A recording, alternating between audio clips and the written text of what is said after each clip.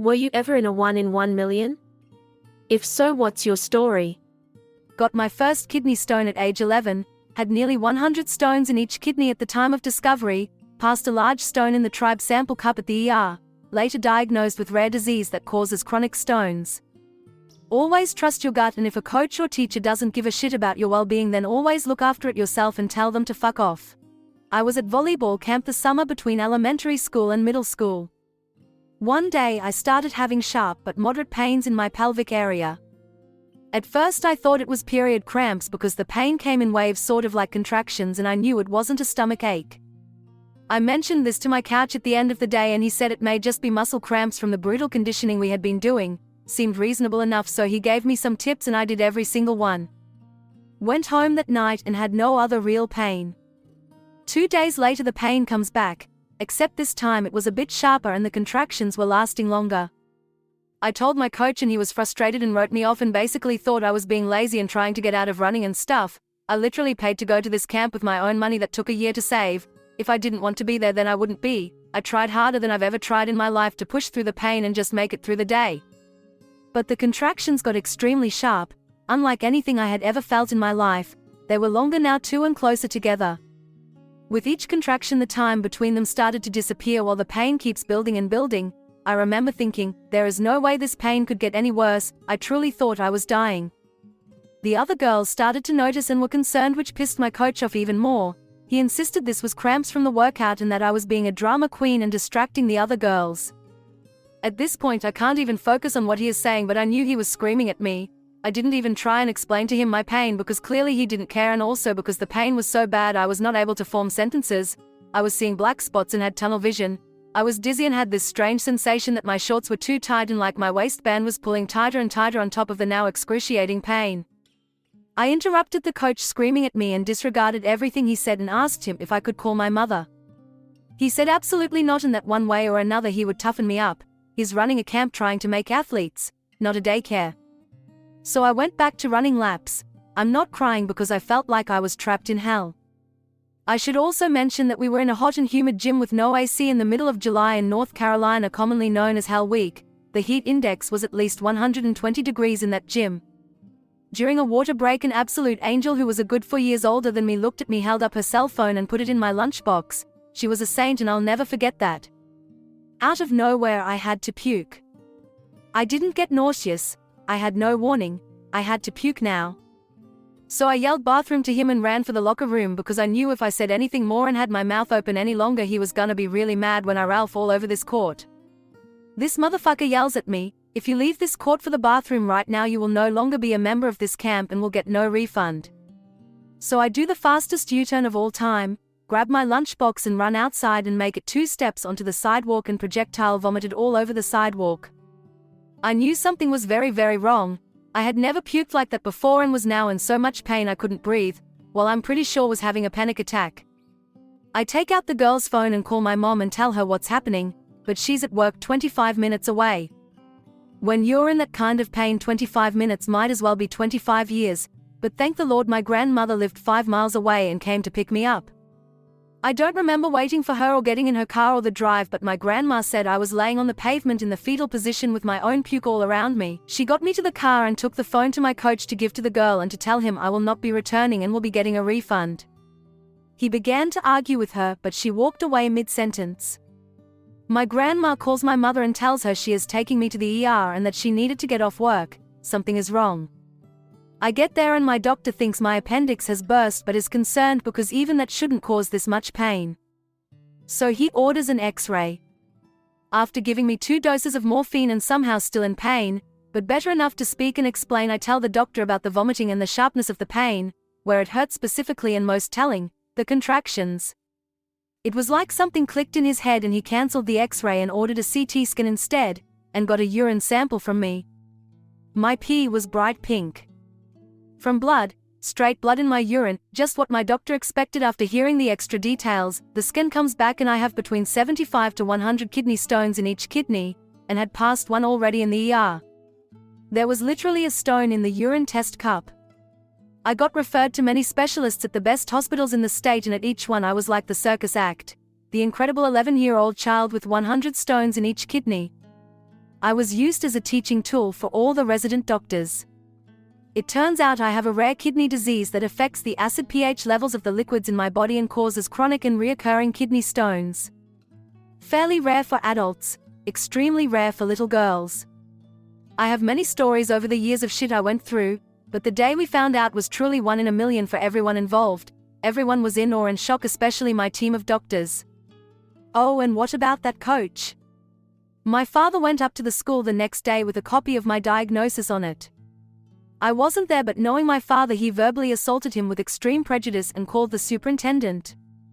Apparently I'm far from the first person to have problems with this man, and within a year he was fired from the school due to multiple complaints, and the fact that he was peeping in the girls' locker room when no one was there but him and the team, and even sexually assaulted a couple girls. So he's a dirtbag? And that refund? My dad got that shit back real quick. I have cheated death twice, like a bad bitch. Growing up, I was a pretty healthy kid, except for developing Hashimoto's hypothyroidism, but that didn't bother me much. Going into my 20s, however, my body seemed determined to self-destruct. First, I developed type 1 diabetes out of the blue, then costochondritis, then pleurisy, then fibromyalgia, then gastroparesis, then chronic kidney stones due to a metabolic problem, then neuropathy. Although that was no surprise, I sucked at taking care of myself in those early years. So when my gallbladder went bad, the night before a Lana Del Rey concert I would have killed to see. Still bitter about that, I thought, okay, this sucks, but you remove it and you're done.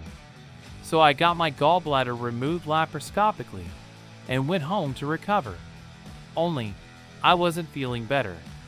I was exhausted, and for some reason I was retaining a lot of water. I'm talking over 20 pounds. As 2 weeks went by, the doctor's office assured me it was just water gain from the surgery, and not to worry. At one point though, I literally couldn't go 5 steps without falling on a couch or chair.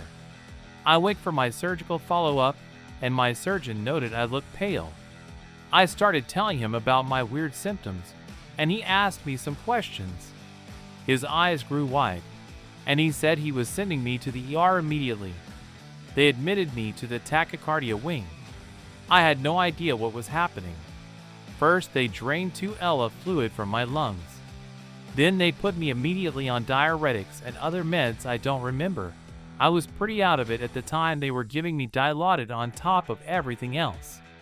Eventually, a doctor came in and bluntly said, "You have congestive heart failure." I remember blinking, laughing, and saying, "But not like failure, right?"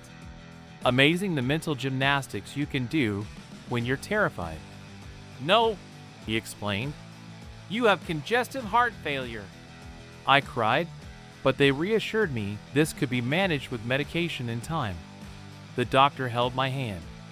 My family came, and they calmed me down. Except for ending up with MRSA in my nose, had to be quarantined for a week or so, the rest of the hospital stay was pretty uneventful. So after I was stable, I went home with new stretch marks from just how much water weight I gained, then lost, and new medication. I visited a heart hospital weekly at first, then got better, and went to monthly appointments, then every 2 months, then every 5. My progress was mostly steady and linear, with only one dip in function, curiously enough, after I broke up with my fiancée. Never underestimate the effect stress can have on your body. Last September, 2 years after the failure, I had an appointment. My cardiologist came in grinning. He told me, flabbergasted but happy as hell, that my heart was now normal. There had been no lasting tissue damage. My ejection fraction, basically how well your heart squeezes, was now considered normal. Although I'd have to stay on medication, I was effectively cured. He said it was so rare it was a miracle. He told me that when I was first admitted to the hospital, my ejection fraction was below 10%. They briefly put me on the transplant list and were pretty sure I would die. Somehow, though, I clawed my way back up to a healthy and normal heart. He told me I should try my luck in Vegas. When I get sick of flu or whatever, my blood sugar can get a bit high, which is pretty normal. However, when I get really sick, well, this one time in particular, my blood sugar got so out of control I blacked out for 3 days.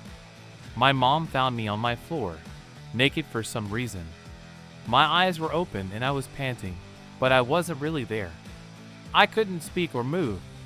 She called the paramedics and they rushed me to the hospital. They confirmed I was in diabetic ketoacidosis, but something else is wrong. They run some tests, and I come up positive for propylene glycol. The doctors asked my mother if I had been suicidal, if I could have ingested this myself. My whole family ended up tearing apart my room, looking for possible poisons. They immediately sent the test results to UC Davis. I was worsening fast. I went into heart and kidney failure. I was in the ICU. I was intubated and sedated heavily. Propofol, Precedex, fentanyl, and Versed. They told my mom I was critical. Basically, I was supposed to die. They decided to give me the propylene glycol antidote even though a few doctors had talked to my mom about the ketoacidosis being the real issue at hand. It worked. In fact, the cardiologist in my first story was present when they administered it, and he said it was absolutely remarkable how quickly I improved. I was kept in the ICU and sedated, but I was coming out of the woods. They eventually lifted the sedation, despite how agitated I became. I went through insane withdrawals from being on those powerful drugs for so long, but I was coming back to life. And quickly, the doctors got the test results back. They said the test had been a false positive for propylene glycol. The bundled result, in fact, was a result of the chemical processes of diabetic ketoacidosis. So why did the antidote work? I wonder to this day what really happened. All I know is, there's 3 days that preceded the ER trip, and I don't remember a minute of them. So I escaped death a second time, by the skin of my teeth. The ER doc told me the acetone level in my blood was pretty far beyond the fatal limit, and it was nothing short of miraculous that I not only survived but regained full organ function so quickly, within 2 weeks of leaving the hospital. He too told me I ought to try my luck in Vegas.